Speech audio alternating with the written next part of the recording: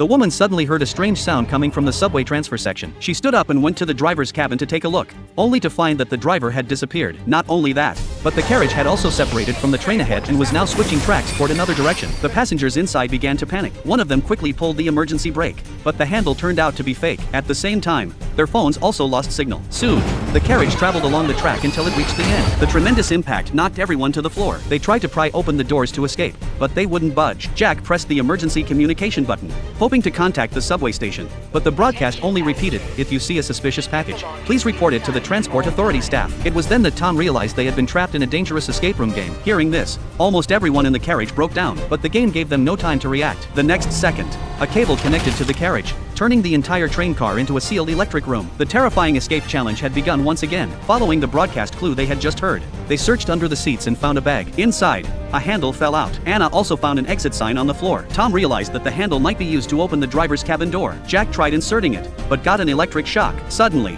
he had an idea. He took off his belt, wrapped it around the handle, and used the leather's insulation to open the door successfully. Inside the driver's cabin, they found a coin slot. Tina learned from a hint that the advertisement boards inside the carriage had some missing letters. The missing letters matched the metal handles in the carriage. If they removed the handles corresponding to the letters, they might obtain coins. But the problem was that all the handles were electrified, and touching them could result in a shock. Fortunately, Anna discovered that the bag's inner lining was made of rubber, which could provide insulation. She cut the lining with a key and distributed pieces to everyone. With the rubber protection, they managed to pull off the handles, and Tina obtained the first coin. The others then followed, collecting 3 more coins. However, each time a handle was removed, the electricity in the carriage intensified, making the coin retrieval increasingly difficult. When only 3 coins remained, Jack spotted a clue on the subway map, but before he could say it out loud, an accident occurred. The subway map was burned, leaving them unable to identify the last 3 letters. In this critical moment, the calm Tina found the answer on an announcement screen. She shouted out the letters, and the remaining 3 coins were successfully retrieved. Jack crawled across the floor with difficulty and, at the last moment, inserted all the coins into the slot. Finally,